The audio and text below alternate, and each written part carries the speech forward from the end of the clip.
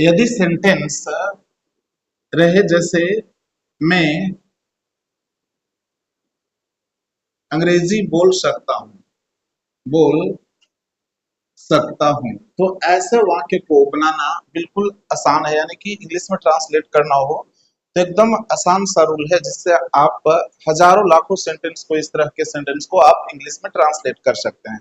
जैसे सबसे पहले किसी सेंटेंस को, हिंदी वाक्य को इंग्लिश में ट्रांसलेट करना हो तो लास्ट में जो दिए गए पहचान होता है उसको आप समझिए, उसको पकड़िए और इसके बाद आसानी से चेंज कर दीजिए। इस तरह के सेंटेंस को बनाने के लिए, जैसे इसमें क्या है, सकता है ना, तो सकता है, सकती है, सकते हैं अगर हिंदी वाक्य के अंत में रहे तो फॉर्मूला है, देखिए, सब्जेक्ट प्लस में, सब्जेक्ट प्लस में प्लस V1 प्लस ऑब्जेक्ट। ठीक है, बस इतना ही। यानी कि एक ही रूल से आप हजारों सेंटेंस को, हिंदी वाक्यों को इंग्लिश में ट्रांसलेट कर सकते हो। ठीक है, बस इस रूल को याद रख लो। और एक चीज और याद रखना है, वो रखना है हिंदी आईडी। यानी कि हिंदी वाक्य के अंत में ऐसा रहेगा, क्रिया प्लस सकता है, सकता है, सकती है, सकते, सकते हो, सकता हूं, सकता हूं, ईटीसी। ऐसे ही पहचान आपको रहेगा। जैसे मोहन क्रिकेट खेल सकता है, मोहन क्रिकेट खेल सकता है, लास्ट में आ रहा है सकता है। हम लोग वहां जा सकते हैं, लास्ट में आ रहा है सकता है। मेरा दोस्त यहाँ आ सकता है, क्या है, सकता है। श्याम इस काम को कर सकता है, लास्ट में क्या है, सकता है। यानी कि हिंदी वाक्य के अंत में क्रिया प्लस सकता है, सकती है, सकते हैं रहे तो फिर आपको बस एक रूल की जरूरत है, और वह है सब्जेक्ट में V1 यानी कि वर्ब के फर्स्ट फॉर्म का, और इसके बाद ऑब्जेक्ट लगा दीजिए। जैसे एग्जांपल देख लीजिए, मैं अंग्रेजी बोल सकता हूँ, मैं अंग्रेजी अंग्रेजी बोल सकता हूँ, लास्ट में सकता हूँ है, मैं अंग्रेजी बोल सकता हूँ। यानी कि आई, आई क्या हो गया, सब्जेक्ट, इसके बाद में लगाना हेल्पिंग वर्ब, आई में स्पीक इंग्लिश, आई में स्पीक इंग्लिश, बन गया। देखिए बिल्कुल, देखिए हिंदी को इंग्लिश में चेंज हो गया आसानी से। दूसरा, अगर कहें कि आप इस काम को कर सकते हैं, काम को कर सकते हैं, सकते हैं, तो इसके लिए बिल्कुल इजी है। लास्ट में देखिए सकता, सकती, सकते हैं आ रहा है ना, तो यहाँ देख लीजिए सब्जेक्ट क्या लगाना है, यू, यू जो है सब्जेक्ट है, और इसके बाद रूल में लगा हुआ है मे, यू में डू, डू मीन्स करना, क्या करना, दिस वर्क, दिस वर्क यानी कि इस काम को, बन गया यू में डू दिस वर्क। अगर इसको नेगेटिव बनाना है तो कुछ नहीं करना है, मे के बाद थोड़ा सा बस नोट का यूज कर देना है, यू में नॉट डू दिस वर्क। तो नेगेटिव बनाना और इंट्रोगेटिव बनाना ना सो इजी हो जाता है। बस आप एक स्ट्रक्चर को, रूल को याद रख लीजिए।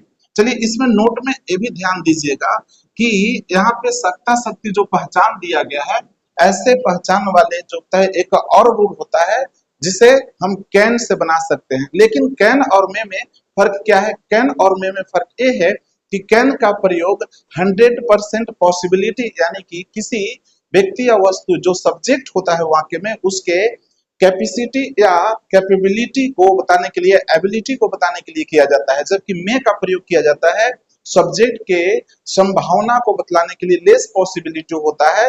बाकी लास्ट में सकता है, सकती है वाक्य में लगा रहता है। वैसे कंडीशन में एक और इसके लिए महत्वपूर्ण पॉइंट ये बनता है कि अगर सकता, सकती, सकते वाले पहचान वाले हिंदी वाक्य के साथ अगर लास्ट में शायद रहे, शायद रहे, तो फिर इसके लिए इंग्लिश जो वर्ड होता है वो होता है परहैप्स ना, परहैप्स।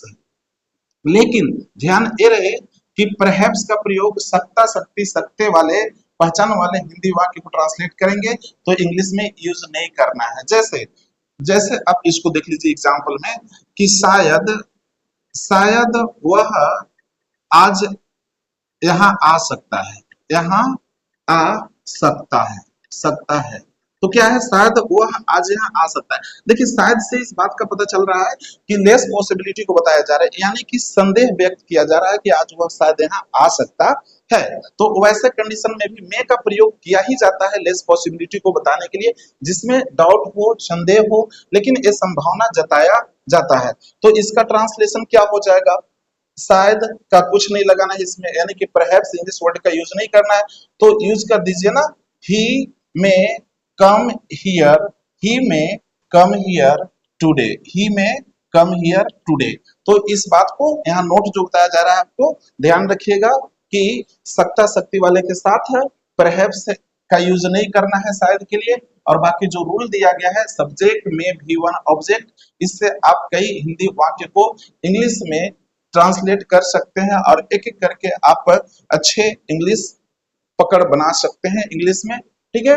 और जो मैंने बात बताई यहाँ पे कि सत्ता शक्ति सकते वाले वाक्य एक और आएगा, वो हो सकता है कि उसे कैन से बनाना पड़े, क्योंकि कैन का प्रयोग कैपेसिटी एबिलिटी को बतलाने के लिए किया जाता है, लेकिन मे का प्रयोग किया जाता है संभावना को बतलाने के लिए, लेस पॉसिबिलिटी को बताने के लिए। तो इस तरह आप सत्ता शक्ति वाले सेंटेंस को आसानी से चेंज कर सकते हैं इंग्लिश में। जैसे मोहन तुम्हें मदद कर सकता है, यानी कि मोहन में हेल्प यू। श्याम यहाँ आ सकता है, श्याम में कम हियर। मेरा दोस्त अंग्रेजी में बात कर सकता है, माई फ्रेंड में टॉक इन इंग्लिश। मैं तुम्हें मदद कर सकता हूँ, आई में हेल्प यू। हम लोग दौड़ जीत सकते हैं, वी में विन द रेस। इसी तरह आप हजारों सेंटेंस को बनाइए, बस एक रूल याद रखना है और इसका आईडी यानी कि पहचान याद रखना है।